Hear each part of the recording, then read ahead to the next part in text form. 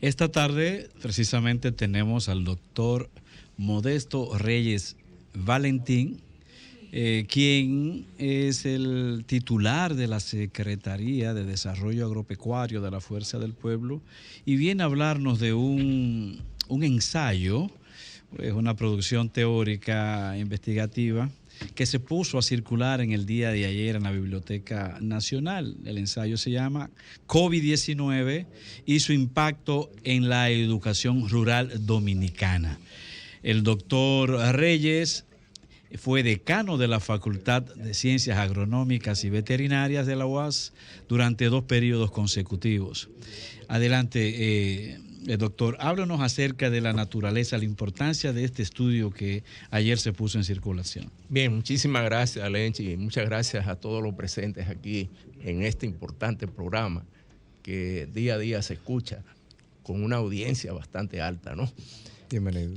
Quisiera comenzar, Lenchi, para esa pregunta que nos hace, hablar un poquito de la ruralidad primero, porque ese es el contexto que realmente nosotros tenemos que colocar. Nosotros decíamos anoche en la Biblioteca Nacional de que la República Dominicana para el año 1990 tenía 3.9 millones de habitantes en la parte urbana y 3.2 en la parte rural. 1990, no nos vamos más atrás. Son 45-60 más o menos.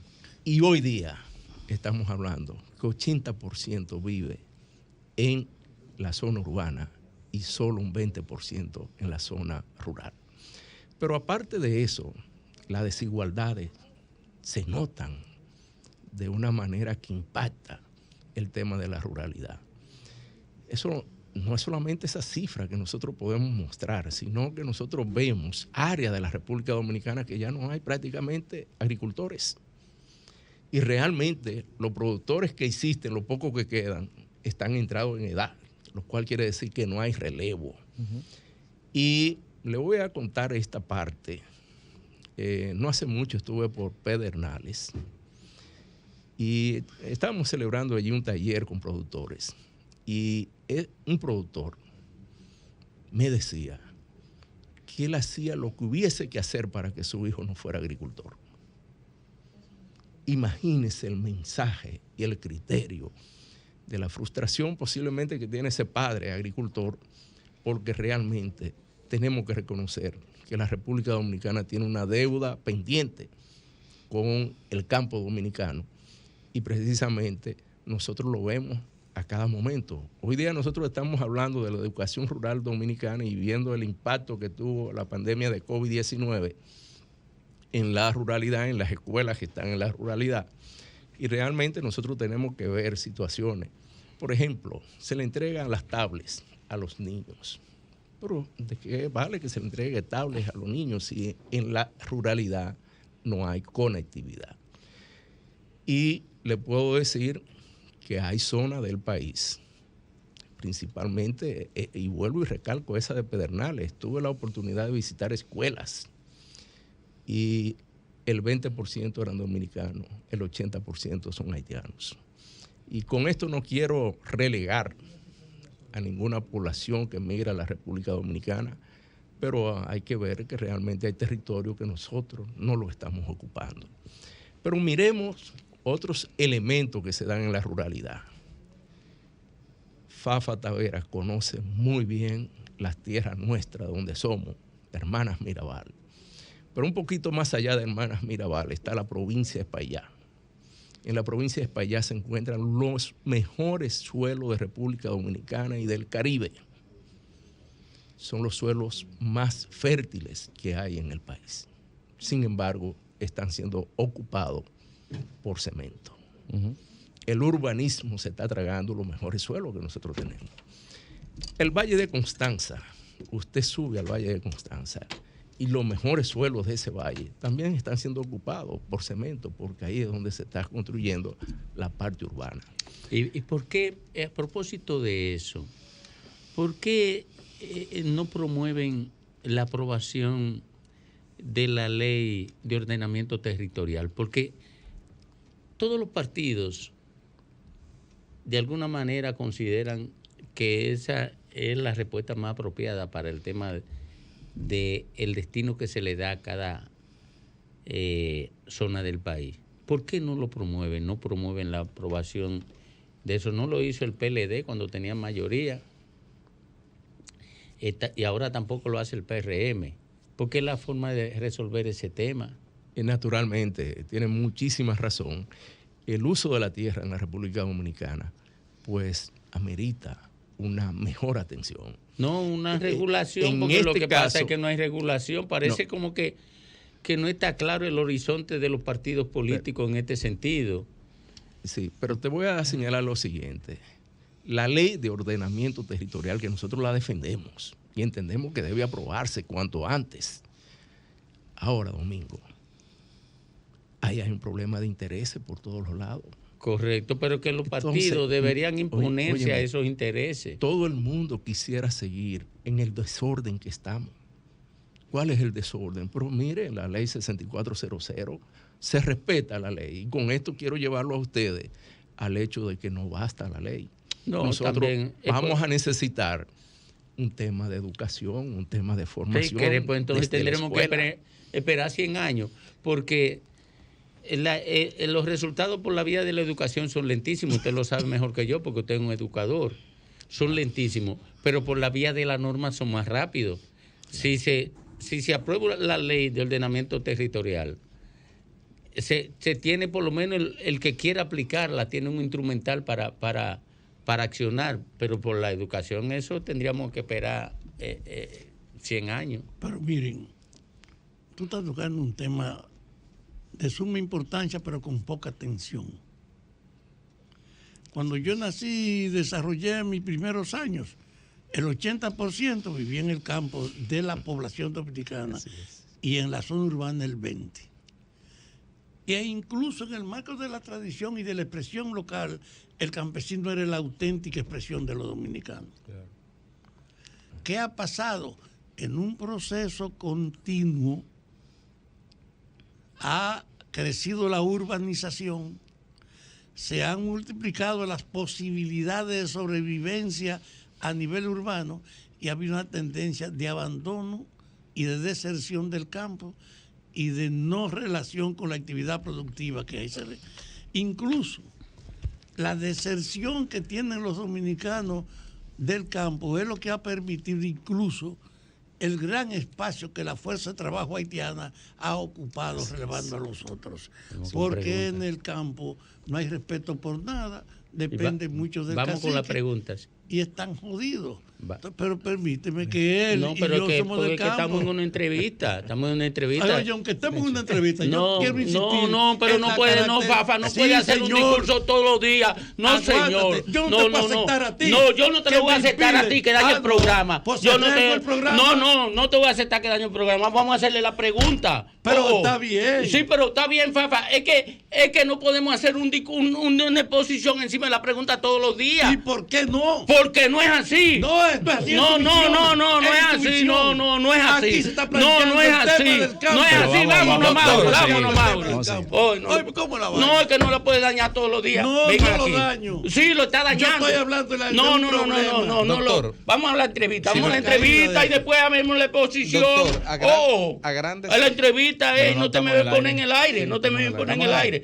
Es la entrevista y después hacemos la exposición, porque ese es el programa. Vámonos, regresamos. Doctor, a grandes rasgos, Pero este tratado, este documento que se puso a circular el día de ayer, ¿cuáles son los principales hallazgos, las principales conclusiones que sustentan, digamos, a través del trabajo de campo que se hizo, el impacto del COVID en la educación rural? O sea, ¿cuáles son los aportes sustanciales y enfoques de este documento? Excelente pregunta. Realmente ese tema de la pandemia COVID-19 desnuda la realidad del campo. Y lo explico de la manera siguiente. El campo dominicano, tal como lo señalaba Fafa, ha sido ausente la inversión de calidad en el campo, porque realmente los habitantes del campo en busca de mejores condiciones han tenido que salir y ubicarse en donde hay posibilidades de algún empleo. Y de esa manera es que hemos conformado esos grandes cinturones de miseria en las ciudades. Aquí se evidencia realmente, y digo que lo pone al desnudo, la realidad de la situación del campo, porque las familias de menores ingresos se encuentran en el campo. Nosotros estamos hablando que la pobreza general anda cerca de un 24% en el campo. En cambio, en la zona urbana es mucho menor. Estamos hablando de un 22, 23%. En esa realidad, nosotros nos encontramos que la mayor pobreza extrema está en la ruralidad, no está en la zona urbana, a pesar de que la zona urbana tiene sus problemas, ¿verdad? Pero también evidencia que la educación dominicana a nivel de la ruralidad se presenta con una serie de carencias que es posible atender. Yo no sé si ustedes recordarán, pero estoy seguro que Fafa lo recuerda muy bien, que para la zona cafetalera había un programa de estudio antes. ¿Y qué importancia tenía ese programa? Señores, es que en el ecosistema donde se desarrolla la educación, señores, nosotros tenemos que hacer uso de eso. Y hay estudios que evidencian que cuando el alumno está en un ecosistema agradable, con un clima agradable, pues sus condiciones de rendimiento son mucho mejor que a estas condiciones extremas que vive la ciudad de la República Dominicana. Pero otra cosa que se evidencia claramente en este estudio que se realiza es que República Dominicana no está apta todavía para lo que es la educación virtual. Para nada. ¿Qué hay que hacer? ¿Qué hay que hacer porque como eso ya es un imperativo de los tiempos, ¿qué hay que hacer para eso? Porque se tienen los recursos. Sí, nosotros tuvimos en esta pandemia, tuvimos un intento de salvar el año escolar, que fue un desastre. Precisamente por eso, porque no estamos preparados. Yo voy a poner un ejemplo. Aquí hay una universidad del país que todas sus asignaturas son virtuales, pero no por la pandemia, antes de la pandemia. Y qué bueno sería que a nivel de la ruralidad nosotros podamos tener este tipo de educación virtual, que nosotros podamos. Bueno, lo que tenemos es un 4% y usted sabe todos los problemas que tiene el 4%. Por esa razón es que no basta. Ese estudio nos permitió establecer qué hay que hacer para que pueda funcionar la virtualidad. Claro que sí. Sencillamente es el problema principal que se tiene ahí es conectividad que no hay. ¿Y por qué no hay conectividad? Porque no quieren la distribuidora del servicio, porque se supone que ellos quieren vender. Domingo, servicio. ¿Quién es responsable de la educación dominicana? Es el Estado. No, lo que yo Pero te voy a decir, te voy a llevar a esto. ¿Dónde se establece algo concreto? ¿Dónde se establecen las empresas? Donde hay mayor capacidad de recursos, de poder captar recursos. De pago de la factura. En la ruralidad no tienen esa posibilidad. ¿Qué tenemos en la ruralidad? Está el espaciamiento. ¿Qué quiere decir el espaciamiento? La distancia que tú tienes entre una casa y otra. Por eso es que en una época se planteó que deberían hacerse aquellos proyectos. Ustedes recordarán unos proyectos que tenía el propio Balaguer. No, las cosas malas. Crecí en los 12 años en la Universidad Autónoma de Santo Domingo en contra de ese gobierno. Y lo planteamos aquí. Pero hay que reconocer que los proyectos integrados eran la solución. Aquellos proyectos donde se hacía vivienda, escuela, centro de salud, centro de diversión, vías, comunicación, ahí, señores, ahí era donde había posibilidad de que eso se convirtiera en desarrollo. Y naturalmente que el lugar de empleo estaba cerca. Ahora, ¿qué pasó en esa zona rural? Bueno, que hoy el dominicano pasó a ser motoconchista.